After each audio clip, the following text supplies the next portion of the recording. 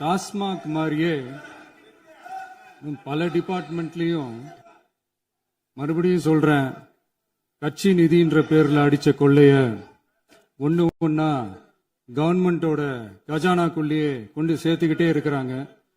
இப்பவும் சொல்றேன், மக்கள் பணத்துல இருந்து ஒரு பைசா கூட தொடமாட்டோம், தொடவும் விடமாட்டோம், தொட்டா விடமாட்டோம், இதுக்கு முன்னாடி தொட்டவங்களையும் விடமாட்டோம்.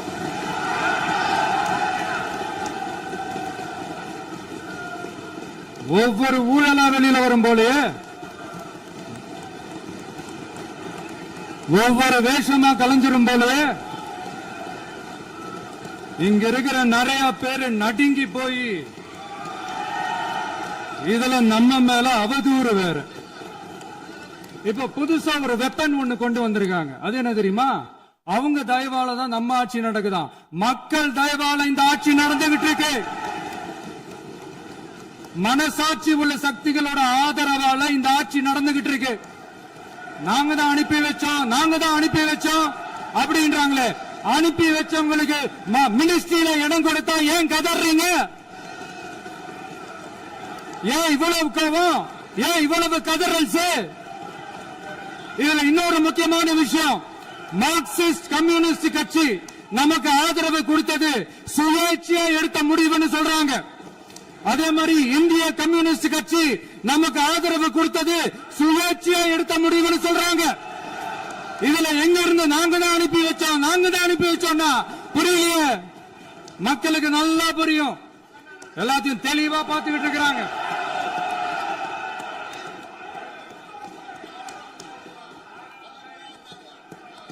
முதலமைச்சர் கண்டினியூ பண்ணலாம். மாண்பு முதலமைச்சர்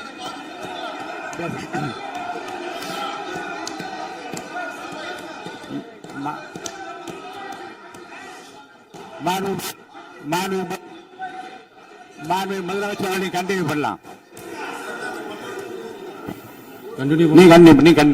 நீ கண்டினியூ பண்ணலாம்.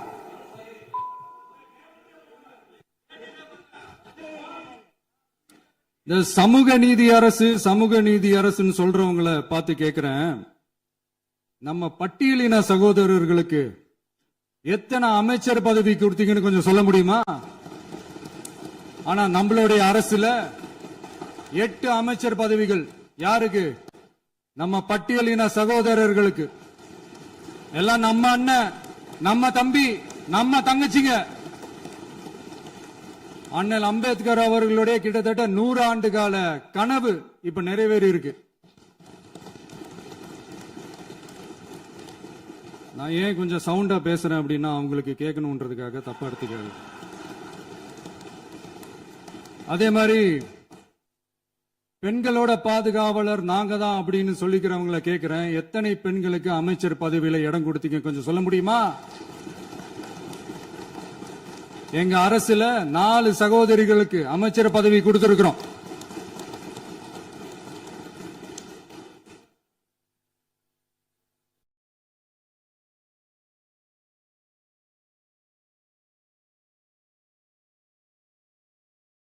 அதனால மக்களால் நிராகரிக்கப்பட்டு மக்களால் அகற்றப்பட்டவங்களுக்கு ஒன்னே ஒன்னு சொல்லிக்கிறோம், தப்பே செய்ய மாட்டோம், ஊழலே செய்ய மாட்டோம், நேர்மையா தான் இருப்போம், நியாயமா தான் இருப்போம் அப்படின்னு சொல்றவங்களால மட்டும்தான் கூட்டணி ஆட்சி அமைக்க முன்வரும். ஆட்சியிலையும் பங்கு, அதிகாரத்திலையும் பங்கு கொடுக்க முன்வரும். ஊழல்லையே ஊறி போனவங்களால இந்த கூட்டணி ஆட்சியோ, ஆட்சியிலையும் பங்கோ, அதிகாரத்திலையும் பங்கு கொடுக்க முன்வராது. மெஜாரிட்டி இருந்தாலும் தரமாட்டாங்க, மெஜாரிட்டி இல்லைனாலும் தரமாட்டாங்க. கேட்டா ரெடிமேடா ஒரு பதில் ஒண்ணு வச்சிருப்பாங்க, கூட்டணி ஆட்சியை மக்கள் விரும்ப மாட்டாங்கன்னு. அதே மக்கள் தான் இப்ப அவங்கள பார்த்து சிரிக்கிறாங்க.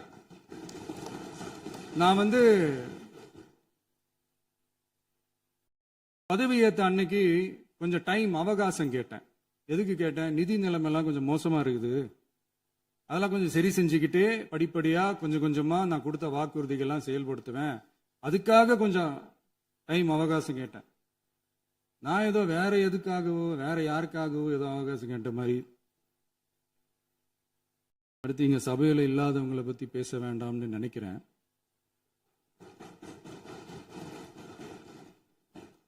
இங்க நம்மளை பத்தி அவதூறு பரப்புறதோட மட்டும் இல்லாம இப்ப நம்ம மக்கள் மேலயும் அவதூறு பரப்ப ஆரம்பிச்சிட்டாங்க.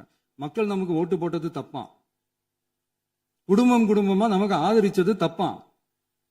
இது இப்ப இல்ல, நான் சொல்றது எம்ஜிஆர் அவர்கள் காலத்திலிருந்தே. அப்பவே அவர் ஜெயிச்சப்போ அதே மக்களை தப்பு தப்பா பேசுறது. மக்கள் என்ன பண்ணிட்டாங்க, எம்ஜிஆர் என்ன பண்ணிட்டாரு, எம்ஜிஆர் என்ன இது பண்ணிட்டாரு. 50 வருஷமா ஒரே டெக்னிக்கா.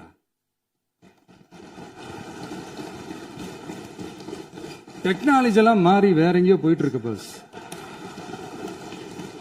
இதுல கொஞ்சம் டெக்னிக்காச்சும் கொஞ்சம் மாத்தினா கொஞ்சம் நல்லா இருக்கும். அதனால மக்களுக்கு யூஸ்ஃபுல்லா இருக்கிற மாதிரி இந்த ஆக்கப்பூர்வமான கருத்துக்களோ ஆக்கப்பூர்வமான யோசனைகளோ இருந்தா சொல்லுங்க. அதை நாங்க டெஃபரெண்டா எடுத்துக்கிறோம். ஆனா அதை விட்டுட்டு இந்த நக்கலு நையாண்டி சம்பந்தம் இல்லாத பேச்சு இதெல்லாம் பேசிட்டு அப்புறம் முதல்வர் பதில் சொல்லல, முதல்வருக்கு பதில் சொல்ல தெரியல அப்படின்னா அப்புறம் என்ன சோஃபா மாடல் ஆட்சியா? அது என்னன்னு புரியறதுக்கு எனக்கு ரொம்ப நாள் ஆச்சு. இந்த sofa set, table chair, teapoy, furniture பிசினஸ்லாம் வேற எங்க வெளியில போய் பண்ண சொல்லுங்க. அப்படி அந்த பிசினஸ் தான் பண்ணணும்னா நிறைய பிசினஸ் பண்ற மாதிரி வெளியில போய் பண்ண சொல்லுங்க, இங்க சட்டசபைக்குள்ள வேணாம். அதனால ஆக்கப்பூர்வமான கருத்துக்கள் இருந்தா சொல்லுங்க. டெஃபினட்டா அது சரியா இருந்தா நாங்க ஏத்துக்கிறோம். எனக்கு ஒரு குட்டி கதை ஒண்ணு ஞாபகம் வருது, சொல்லாமா? ஒரு ஊர்ல ஒரு பெரியவர் வெயில் ரொம்ப ஜாஸ்தியா இருக்குன்னு சொல்லிட்டு கண்ணுக்கு மேல கை வச்சுக்கிட்டு இப்படி சுத்தி முத்தி தேடிக்கிட்டு இருந்தாராம். அப்ப கூட இருந்த ஒரு சின்ன பையன் என்ன தேடுறீங்க அப்படின்னு கேட்டானா. அதுக்கு அந்த பெரியவர் சொன்னாரா, அது ஒண்ணு இல்ல தம்பி, உங்க அப்பா இங்கதான் இருப்பாருன்னு சொன்னாங்க, அதான் தேடிக்கிட்டு இருக்கேன். எங்க உங்க அப்பாவையா காணோம்?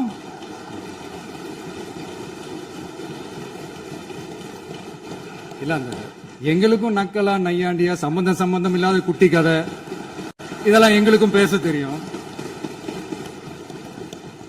அந்த கதையில பெரியவர் அப்படி சொன்னாராம், தப்பா எடுத்துக்காதீங்க. அந்த கதையில பெரியவர் அப்படி கேட்டாராம்.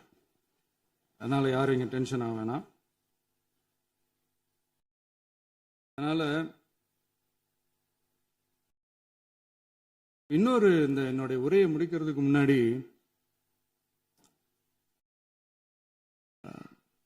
போயிட்டாங்க, பேசலாமா? நிறைய உங்க கருத்துக்களை நீங்க முழுமையாக மன நிறைவோடு பேசலாம். டிவியில பார்த்தோம். சரி, அதான் 5 நிமிஷம் பேசுனதுக்கே கொளத்தூரி இந்த ஆட்டம் ஆயிடுச்சு. பேசுனா அப்புறம் என்ன பண்றது? கடைசியா நான் இந்த உரையை முடிக்கிறதுக்கு முன்னாடி ஒரு முக்கியமான ஒரு விஷயம் பத்தி சொல்லணும். ஆளுநர் உரை அன்னைக்கு இந்த தமிழ் தாய் வாழ்த்துக்கு அப்புறம் தேசிய கீதம் பாடினது தப்பு, தேசிய கீதம் 2 முறை பாடினது தப்பு, அப்படி ஒரு நிகழ்வு இதுக்கு முன்னாடி இந்த சட்டசபையில நடந்ததே கிடையாது, அந்த மரபே மாத்திட்டீங்க, இப்படி ஒரு பெரிய ஒரு போர் மாதிரி எதிர்கட்சியை சார்ந்தவங்க எல்லாம் சொன்னாங்க இல்லையா? அந்த மாநில உரிமை போராளிகளை, அந்த மரபு காக்கிற உரிமை போராளிகளை ஒரே ஒரு கேள்விதான் கேட்கணும். 2021 ஆகஸ்ட் 2 ஞாபகம் இருக்கா? Centenary celebration of Tamil Nadu legislature. அந்த ஃபங்க்ஷன்ல நம்ம முன்னாள் முதலமைச்சர் கருணாநிதி அவர்களோட கலைஞர் அவர்களுடைய கலைஞர் அவர்களுடைய புகைப்படத்தை மாண்புமிகு குடியரசுத் தலைவர் திறந்து வைக்கிற ஒரு ஃபங்க்ஷன். அந்த ஃபங்க்ஷன்ல national anthem followed by Tamil Thai Vazhthu அப்படின்னு அறிவிச்சது ஞாபகம் இருக்கா? அதாவது தேசிய கீதத்துக்கு அப்புறமா 2வது முறையா, நோட் திஸ் பாயிண்ட் மாண்புமிகு பேரவைத் தலைவர் அவர்களே, பிளீஸ் நோட் திஸ் பாயிண்ட். தேசிய கீதத்துக்கு அப்புறம் 2வது முறையாக தமிழ் தாய் வாழ்த்து பாடப்படும் அப்படின்னு சொன்னது ஞாபகம் இருக்கா? அதுவும் முத்தமிழ் அறிஞர் அப்படின்னு சொல்ற நம்ம கலைஞர் அவர்களுடைய அந்த புகைப்படம் வெளியிட்டு விழாவில் அவர் இருந்த இதே சபையில தமிழ 2வது இடத்துக்கு தள்ளினது யாருன்னு ஞாபகம் இருக்கா? அது மட்டும் இல்ல, அந்த தேசிய கீதத்தை நாட்டுப்பண் நேஷனல் ஆந்தம்னு சொல்லி அதே ஃபங்க்ஷன்ல கடைசியா ஃபங்க்ஷன் முடியும் போது செகண்ட் டைம் தேசிய கீதம் பாடினதும் ஞாபகம் இருக்கா? இதே அவையில் தான் அது அவை குறிப்பிலும் இருக்கிறது. இதே அவையில் தான் நடைபெற்றது. இந்த bookல- தக்க நேரத்தில் இந்த ஆதாரங்களை அளித்த மாண்பு முதல்வர்களுக்கு நன்றியை தெரிவித்துக் கொள்கிறேன். ஏதாவது டவுட் இருந்தா இந்த புக்கை பார்த்து தெரிஞ்சுக்கலாம். அதனால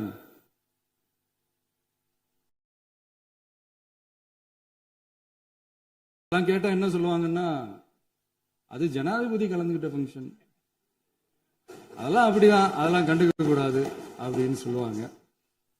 இதே மாதிரிதான் பேசுறது ஒண்ணு, செய்யறது ஒண்ணு, செய்யறது ஒண்ணு, பேசுறது ஒண்ணு. இதெல்லாம் மக்கள் பார்த்துக்கிட்டு இருக்காங்க. எலெக்ஷனுக்கு முன்னாடி தான் அப்படி செஞ்சுக்கிட்டு இருந்தாங்க. இப்ப எலெக்ஷனுக்கு அப்புறம் அதே தான் செய்யறாங்க.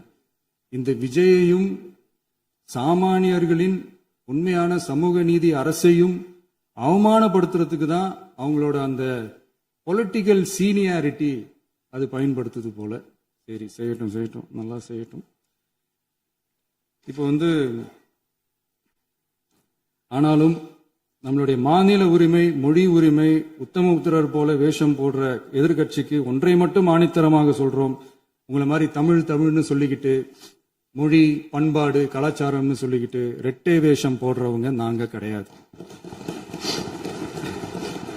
உலகெங்கும் வாழும் என் தமிழ் சொந்தங்களுக்கு நம்முடைய உத்தரவாதம் தமிழ் தான் எங்க உயிர் நாடி அப்படின்றத மறக்க மாட்டோம். இப்பவும் சொல்றோம், மாநில உரிமையில எப்பவும் உறுதியா இருப்போம். அதே சமயத்துல அரசியல் வேற, ஒன்றிய மாநில அரசுகளுக்கு இடையே இருக்கிற நிர்வாக அணுகுமுறை வேற. இதுல நாங்க ரொம்ப தெளிவா இருக்கிறோம். அதனால எங்களுக்கு பாடம் எடுக்கிறதா நினைச்சுக்கிட்டு உங்க வேஷத்தை நீங்களே கொஞ்சம் கொஞ்சமா கலைச்சுக்கிட்டே வர்றீங்க, மறந்துடாதீங்க. அப்புறம் நேத்து எதிர்கட்சி தலைவர், மாண்புமிகு எதிர்கட்சி தலைவர் பேசும்போது நிறைய பேசினாங்க. அதுல ஒண்ணு மட்டும் அரசு சொல்றதா நினைச்சுக்கிட்டு நம்மள இன்டைரக்டா ஈவில் அப்படின்ற அந்த வார்த்தையை யூஸ் பண்ணாங்க. எனக்கு ஒன்னே ஒண்ணுதான் சொல்லணும்னு தோணுது. ஈவில்ஸ்னு டெவில்ஸ் பேசக்கூடாது.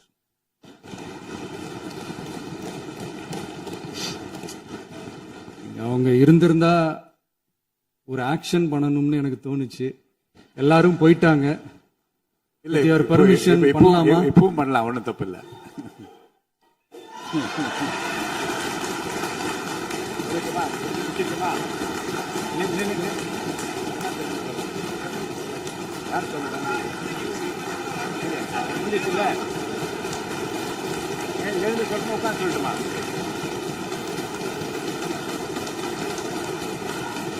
எதிர்கட்சியை சேர்ந்த எதிர்கட்சி தலைவர் உள்ளிட்ட மாண்புமிகு உறுப்பினர்களுக்கும் வணக்கமும் நன்றியும்.